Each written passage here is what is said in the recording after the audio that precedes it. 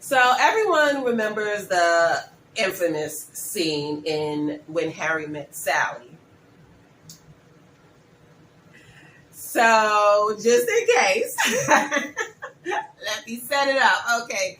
So they are sitting at this diner. They're going from, I forgot where they were leaving from, but they're basically traveling to New York together in this little coupe, right?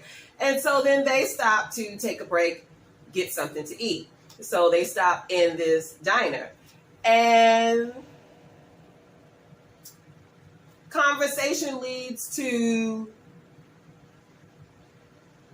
bedroom dynamics, okay? So Harry, I don't know why I can't remember. I mean, it's literally in the title. But anyway, Harry, he's talking. Now, Harry is I'm guessing a 20-something young man, bachelor at this point, right? And he's talking in a rather condescending and superior way about women, because who would know better than him everything there is to know about women, right? So he's telling Sally, okay, no woman has ever faked it with him, right? So, Sally gives him the math on that, and he's still being, dismissive. So then she has to prove her point with her theatrics to let him know that he probably wouldn't know the difference one way or another. And based on his dismissive attitude, I mean, sounds like truthfulness couldn't reach his ears either way. So I don't know. But so that's the Harry and Sally situation, right? And then you have Pretty Woman. So Vivian, she's this, prostitute on the verge, on the verge of becoming an honest woman, I guess, right?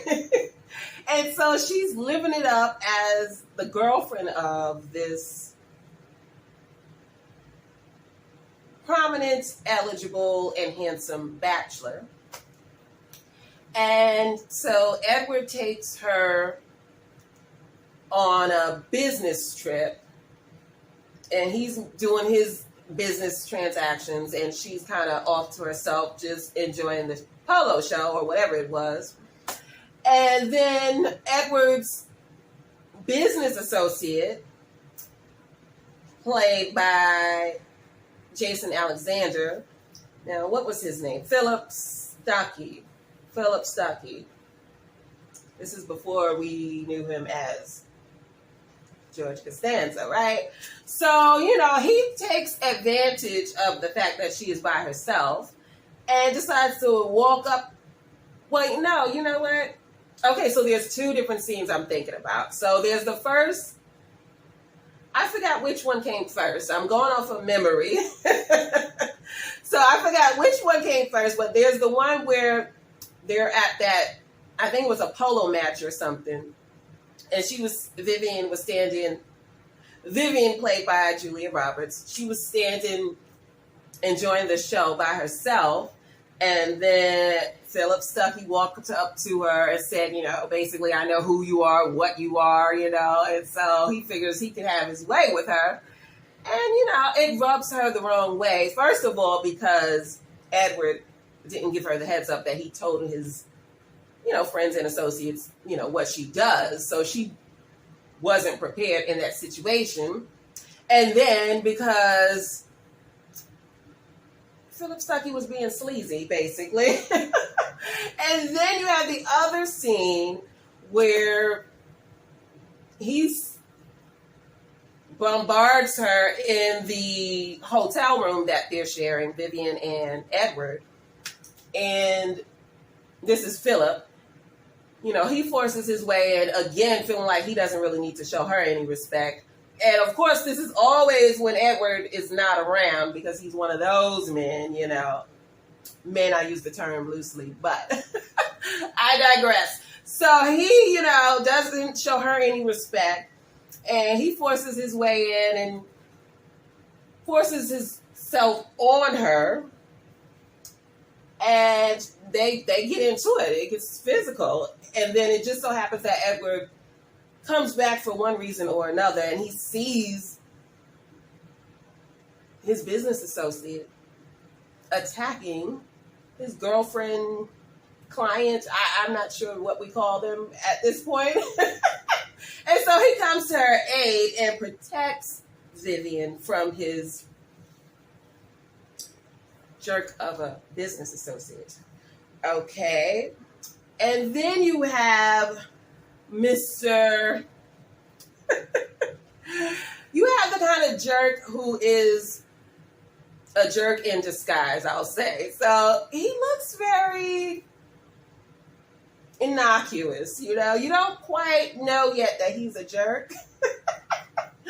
So Mr. Hugh Grant is good at playing the jerk, the non-threatening jerk, I'll say.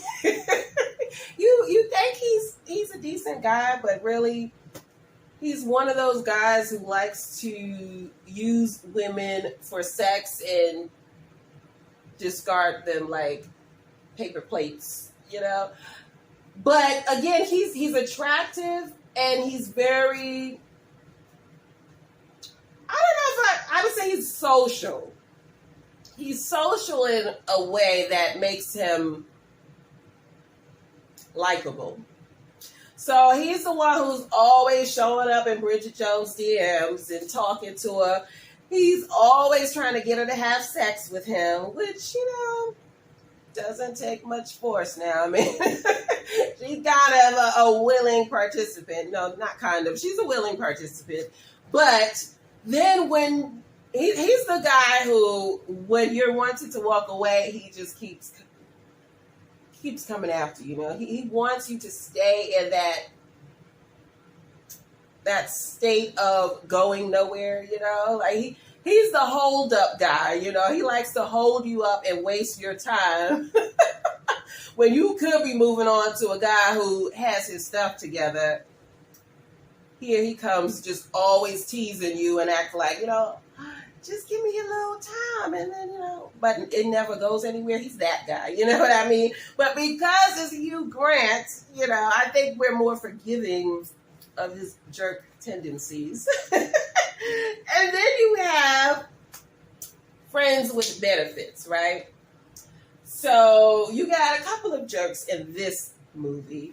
You have, first of all, there's the opening scene, right, where Mila Kunis, what is her cat? Jamie. So Jamie is rushing to meet her boyfriend at this, I forgot what concert they were going to. Anyway, they were going to a concert together, and he feels like this is the perfect time to break up with her. So that's a jerk move, obviously, you know.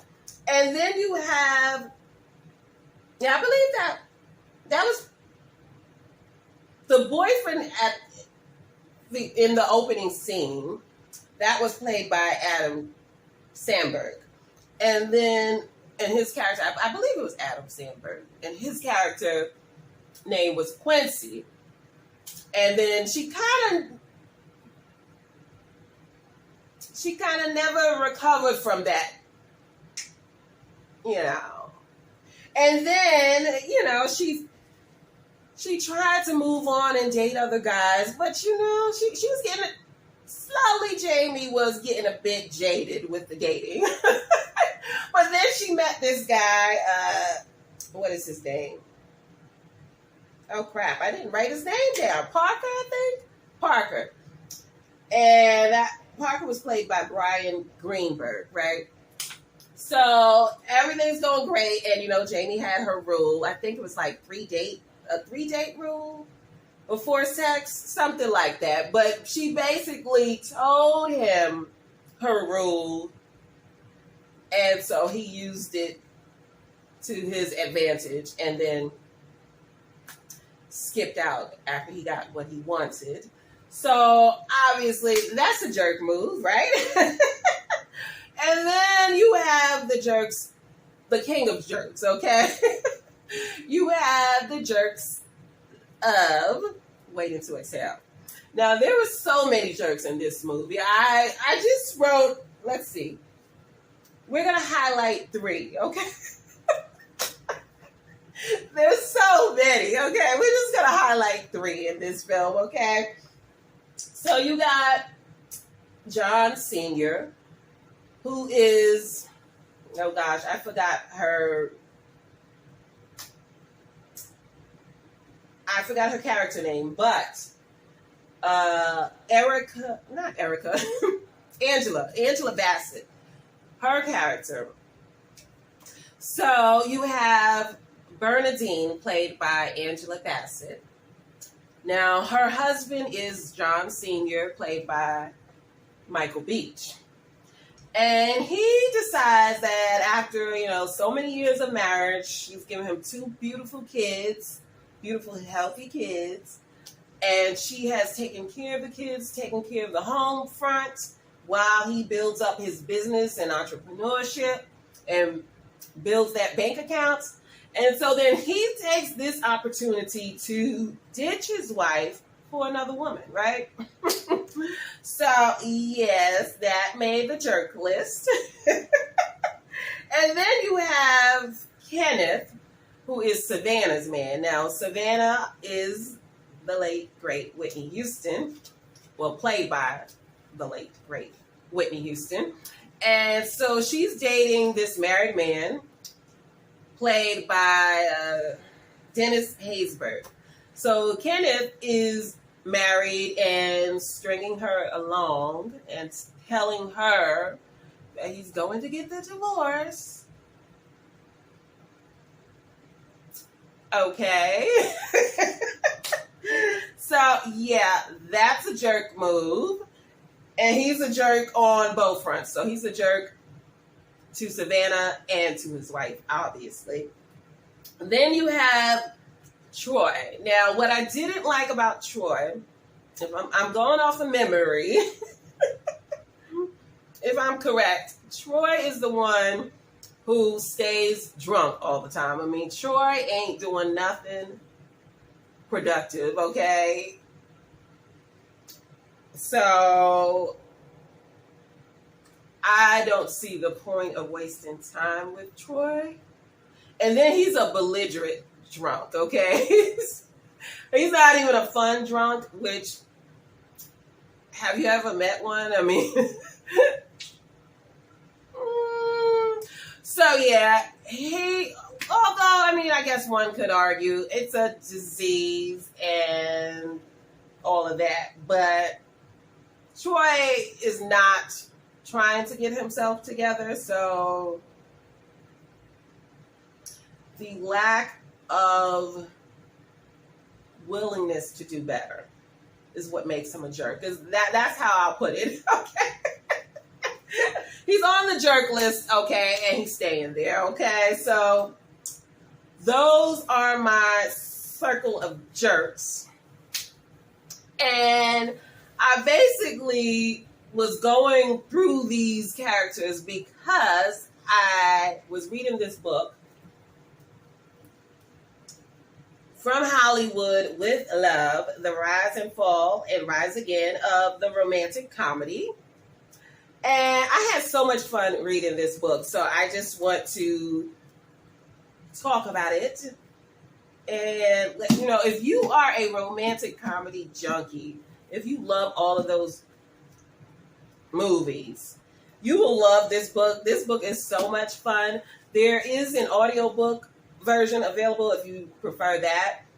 And you know what? I forgot the narrator's name, but let me get that. So the narrator is Jeremy Arthur, and the book is written by Scott Meislow. I think that's how we say his name, but I happened to come across this at my library. I mean, I didn't even know this book existed. And it is a recent release. It came out this year. So it basically covers many of the popular romantic comedies that we know and love. And each chapter is devoted to a specific film, and it just goes over the behind the scenes of how that film came to the big screen. And there are discussions with like the directors, the writers, the costume designers, the makeup artists, just different people who helped produce and make that film. And one thing I want to note is the jealousy between the actresses who starred in romantic comedies. I remember there was something that Sandra Bullock said about how she never wanted to be in a romantic comedy again, and now we see her in, I can't think of the name of that movie, The Lost City, I think. And I'm thinking that's a romantic comedy, so I guess maybe her opinion has changed, which I hope so, because I liked her in some of her rom-coms, like I can't think of one right now. 2 Weeks Notice, I think, is one I liked by her. But anyway, there was something in here. So when it came to Pretty Woman, a number of actresses auditioned to play Vivian Ward. And it says Sharon Stone, Madonna, Emma Thompson, Winona Ryder. I mean, a lot of people auditioned for this role. But then there was someone who made